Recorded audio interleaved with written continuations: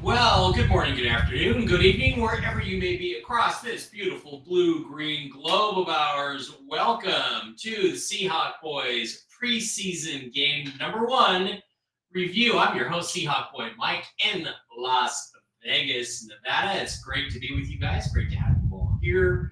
All meaning, is there anybody out there? So anyway, it's great to see you guys. Thanks for being here. I thought we would go through yesterday's game a little bit and check things out.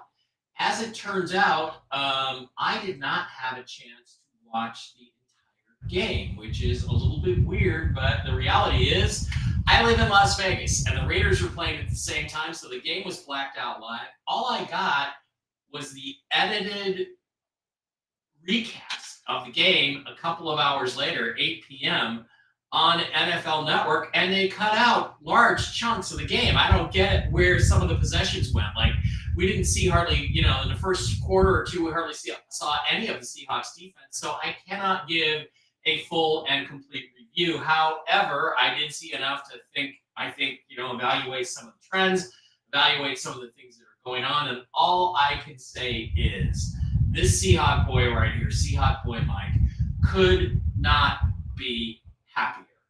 The Pete Carroll era is finally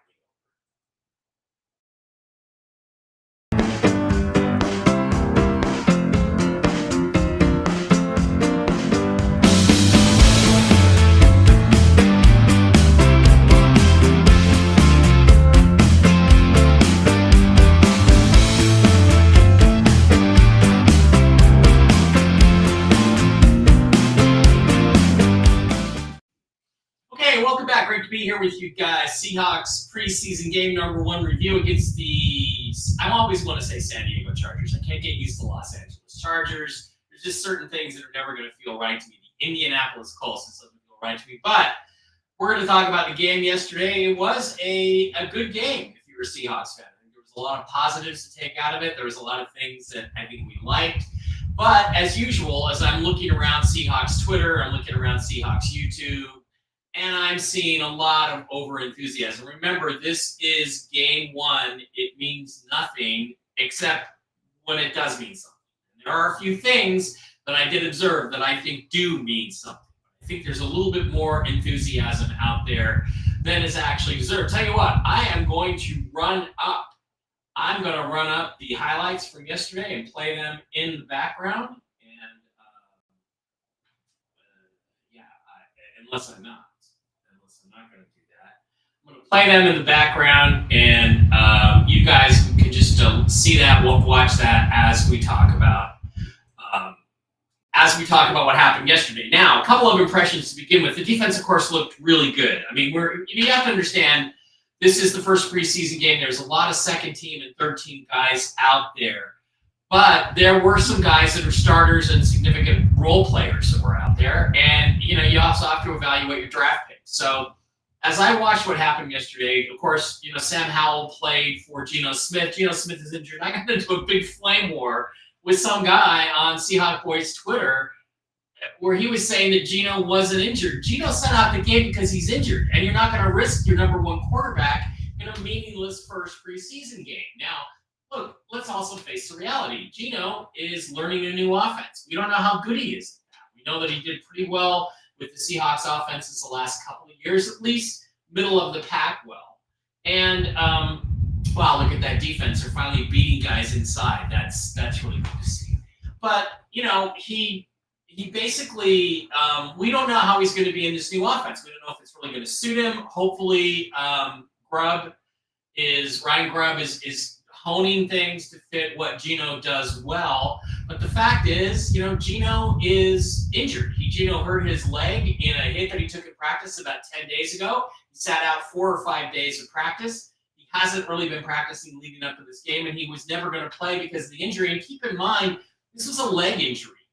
Geno is a leg thrower. Russell Wilson was all torque and power from the arm and the shoulder. That's why if Russ...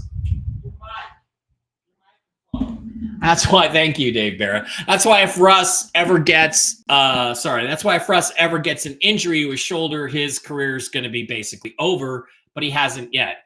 Geno, on the other hand, is a more of a leg thrower. He has to get into it with his legs. So if his legs are injured, it's going to seriously affect his form, and it's going to make it more difficult for him to execute the offense. So it was probably a smart thing to keep him out of the game and let Sam Howell play. Unfortunately, what we saw from Sam Howell is kind of what we expected. He's a backup. He's mediocre. He's average. He didn't really play all that great. He made some good throws. He made some good plays, but he also put a lot of balls behind guys, below guys, too high, too low, behind them, inaccurate. And he had some good escapes from pressure. You got to give him that. So he did a good job. Other guys I thought played really well. Or Boye Mafe had a game. Derek Hall finally showed something. Derek Hall actually showed something. And, for a second round pick, he's been a complete bust to this point. And it is really nice to actually see him make a play here and there, even though these are second and third string guys that he's going against. Also, Kayvon Wallace had a big hit on an interception. That was an important play. We had some interesting punt return stuff from Laviska Shenault, who had also, I think, 2 or 3 catches to go with his return game. And it looks like he's going to make the team if all present trends continue. So, it was a good game overall for the Seahawks. I thought their offensive and defensive lines looked pretty good. I think it's pretty obvious Stone Forsythe is not an NFL player, and George Fant better be able to play both sides in case something happens to Charles Cross, because that's going to be really a sore spot for the Seahawks. Anyway, Howell, has the ability. You see a snap throw there downfield to Derek Young, and he can do some things well. He did some nice dump offs. Here's the other thing. Look at that. That's a screen. The Seahawks executed a screen pass. So what was it the last 7 years where Pete Carroll's offenses, the screen passes were so obvious that teams instantly read them and took them out, even in preseason? At least that's over with. The main thing, though, that I think is really important, that is a positive that you have to look at, is, by the way, there's PJ Walker, great throw. And we'll talk about the quarterback situation in a minute. But the thing that I thought was the best is that in what I saw, and I did not see the whole game, so there are plays that I missed, but I saw competence, discipline, and execution. All of the shit that I have not been seeing for the last 7 years of Pete fucking Carroll. His teams were sloppy. They played stupid. They played bad football. They were unintelligent, and we got exactly the opposite yesterday, at least from what I saw. If I'm able to get, and I'm not going to pay for 80. I'm already paying for YouTube for Sunday Ticket. I'm not also paying for the NFL Plus on top of that. Let's go back and let's rewind now. Let's go back and play that again. I'm not also paying for the NFL package on NFL.com, NFL Plus on top of that, just so I can watch all of the preseason games in their entirety. But you saw a disciplined, smart football team. And even though it was pretty vanilla out there, they executed their offense and their defense well. They knew where they were supposed to be. There was only 1 or 2 times where they got burned badly, where guys were out of position. Used to happen all the time with Pete Carroll's team. So I think the Mike Macdonald era is off to a great start in that respect, because let's face it, that was their biggest problem, was the stupidity with which the Seahawks played under Pete Carroll. His rah-rah, undisciplined nonsense is finally gone. And that was something to really see. I don't know. Maybe some of these players are going to be better now that they're being well coached. So anyway, that I think was a big deal. Let's talk about individual games now and how certain guys played.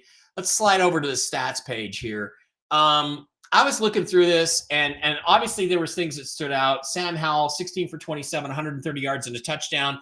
The biggest thing for Sam Howell is no interceptions. He had a couple of interception-worthy throws, but they didn't get picked, and that's the way it goes. It's luck sometimes. PJ Walker, I thought looked really good. I mean, given that he's a backup quarterback, I thought he looked really good. He looked every bit as good as Howell. He looks like he can handle the offense as well as Howell can. He looks like if you gave him more time, he could be as good as Howell. Now, personally, I'm concerned about Geno Geno is the best quarterback that we have. There's no doubt about that. I'm not going to argue that. Whether he's a good enough quarterback to win a Super Bowl with, no. And it's really interesting because I've got a poll over on Seahawk Boy Mike on Twitter X, and I'll ask you guys to go over and vote on that poll. But I don't think he's good enough to win a Super Bowl, but you have to have somebody coming up behind him. Now, the thing is, the Seahawks don't have that. They could have drafted Will Levis last year. They could have drafted Spencer Rattler this year to have a guy that's potentially more talented coming up behind Geno. They didn't do that. They went with a guy who's less talented in Sam Howell and Phillip Walker. But P.J. Walker actually has more upside, I think, at this point than Sam Howell does. We'll see which one of them wins the backup job. It's probably going to be Howell. Why? Because the Seahawks traded essentially the equivalent of a third-round pick. I think about the 71st overall pick or 78th overall pick, something like that, for Sam Howell. So he's not going anywhere. So he's going to make the backup job. But do they keep 3 quarterbacks? I would. Because I don't think that Geno is going to make it through the season. He's 34 years old. He's already got a leg injury in training camp from a hit that everybody says was not that big a hit. And that's something you have to be concerned about. Obviously, something you have to be concerned about. And you should definitely have somebody behind him. All right, let's talk about other players that played well. Kenny McIntosh, I thought, looked really good. 8 carries for 40 yards, 5-yard average. That's good. Kobe Lewis, I don't really know who that is. D. Eskridge had 1 carry for 22 yards, and he also, I think, had a reception. Did D. Eskridge have any receiving? No, but he had a couple of kick returns, so he's going to definitely try to make the team based on that. Cut off your stream. Not broadcasting. All channels. Stream available because of policy. What? Now you're suddenly back on. Okay, I was just told my stream was cut off because of policy violations, and now it's back on. Must have been the YouTube highlights I played. You know what? Fuck you, YouTube, by the way. So, anyway, Howell had 4 carries for 17 yards. He scrambled a little bit. That was good. In the receiving area, Derek Young had 3 catches for 44 yards. Laviska Shenault had 2 catches plus a couple of kick returns. They have some good guys. Jackson Smith, Njigba. Some people were trashing JSN, Njigba. But look, I mean, it's a preseason game. Oh, he should be beating guys more than that. He beat first-team guys last year.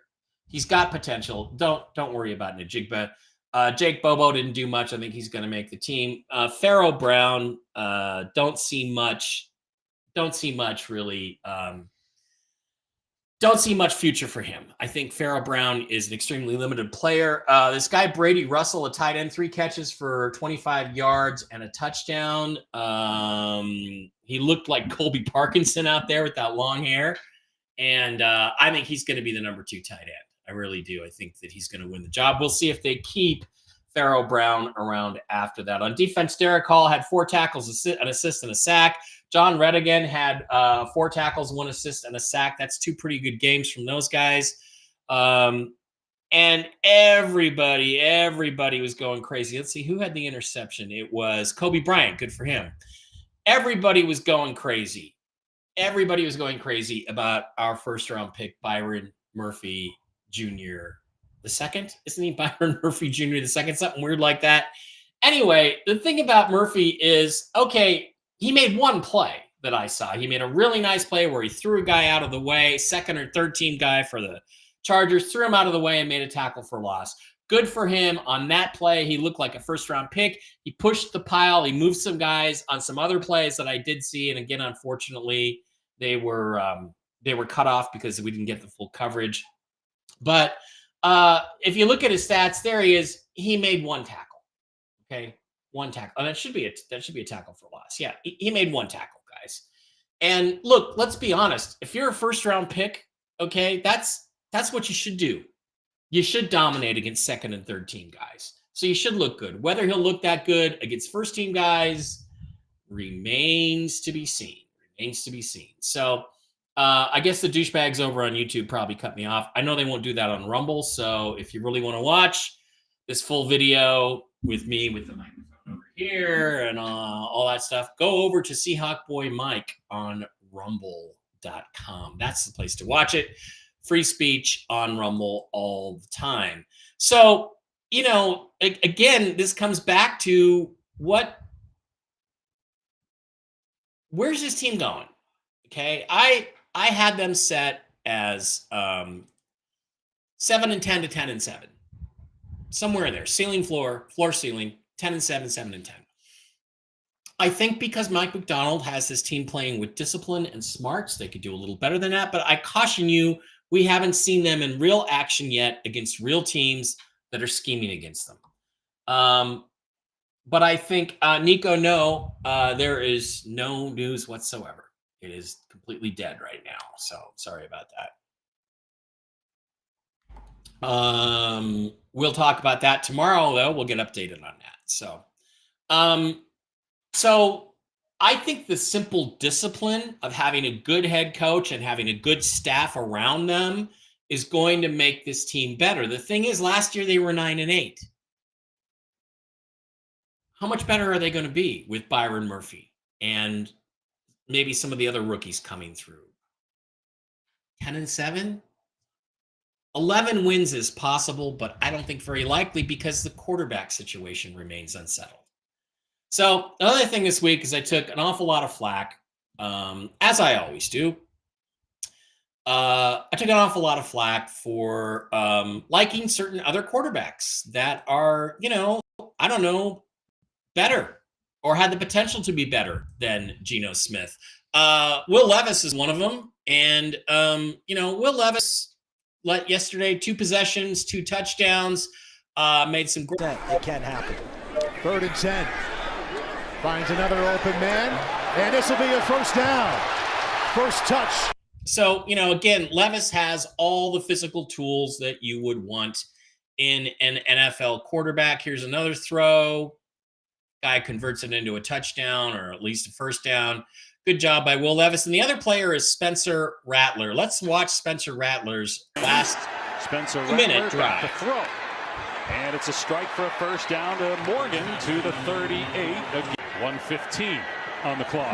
Under 2 minutes to play. Rattler game on again. the line. Rattler's cool. Rattler's calm. Cabote was trying to get One guy commented his pocket awareness is incredible. Rattler to the sideline. One of the things I give John Elway for is pocket awareness. 48 now. He had the best pocket awareness of any quarterback I've ever seen. Rattler's very similar. See, that's a really good throw. The guy got held up. Should have been a penalty. And earlier in the game, Rattler threw a guy into a penalty, but he stayed cool, he stayed calm, and watch his head. If you watch Rattler's head, what you can see is that the guy actually goes through his reads. He goes through his progressions, and for a young quarterback, that's the most important thing in the NFL is go through your reads and make the right decision, make the right throw. This is why I love this guy coming out of college. This is why I think it was completely idiotic for the Seahawks not to draft him in the 4th, 3rd, 4th, 5th round. They could have drafted him 3 or 4 times. They chose not to because character. Meanwhile, Byron Murphy's got, owes $15,000 to a tranny prostitute. Open character. So, look at that throw again, back shoulder throw, big NFL throw, ball gets there fast enough. Saints come down, Saints win the game on a field goal. So he's already got 1 comeback victory, even though it doesn't really count because it's preseason. And his resume, and we definitely gotta like this guy. And Rattler, the thing about Rattler that I think is so important is that he has the potential to be better than Sam Howell. A lot better. So we should have drafted him and not traded for Howell. But we didn't do that. So we're going to be watching those guys all season long, and it's a great start for Spencer Rattler and his career. Okay, all gain. Not going to try to be part of the Spencer Rattler hype train, but his pocket awareness is crazy. To those of you who are surprised that Spencer Rattler's making plays at this level, you don't know ball. Let's look at this play here. Look at this pass here. Let's go back. This is a great pass by Rattler. Did a good job in coverage on 3rd down at the end. He gets the guy a penalty, an interference penalty, but it would have been complete had the guy not been held up. But a really great throw down the sideline, right on target. That is what you want. That is what you need. And then on the next play, or a couple plays later, he runs for his first NFL touchdown against the Cardinals. So, you know,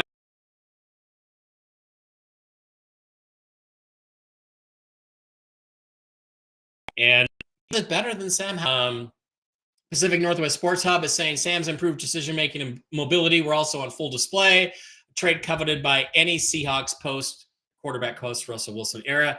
I think it remains to be seen how his decision-making is going to play out, because he wasn't under a lot of pressure yesterday. And by the way, Michael Penix, a guy we should have had, also played really, really well. Same team, same old Drew Lock. New team, same Drew Lock. Garbage. Yeah. All right. So, you know, overall, I think the thing I have to be the most impressed by is the discipline with which the Seahawks played, at least on the plays that I saw. Maybe there were some penalties I didn't see. Maybe some guys jumped offside. I didn't see that. For the first time since since Pete Carroll took over, since 2010, I saw a team played with discipline. I saw guys in the right positions. I saw a well-coached team that executed efficiently with the players that they had. And that is a positive sign. So, all right, guys, that is going to pretty much wrap it up. I am interested in your impressions. Those of you who saw a more complete version of the game, any comments or anything like that, I think would be, I'd absolutely be happy to hear them. And if you want to share them, the best place to share them is over on not my YouTube channel, but my Twitter X account, Seahawk Boy Mike Barra, and I've got a bunch of stuff up there. Come on over, argue with me. Please be polite. There's no reason to be unpolite. It's football. Okay, we're arguing about football, and please don't tell me I don't know ball when you look at passes like that by Will Levis and passes like this by Spencer Rattler. Just leave the you don't know ball stuff at home. I may be pessimistic about the Seahawks. I may not be a believer in Geno Smith, but I am a Seahawks fan. Go Hawks! And I do think that they need to get somebody in behind it. Let's trade for Joe Milton. Well, Joe Milton looked pretty good, but he only made the one throw. So Seahawk Boy Mike Barra is the Twitter X account. Also follow me on YouTube and get over to Rumble, please, and let's discuss things. For the first time in 7 or 8 years, I feel optimistic about the Seahawks. I just wish we had the young quarterback in place, or the guy that felt like he was the franchise guy. Anyway, thanks for being here. Appreciate it on a Sunday. Everybody have a great one. Go Mariners. Go Hawks. See you next time.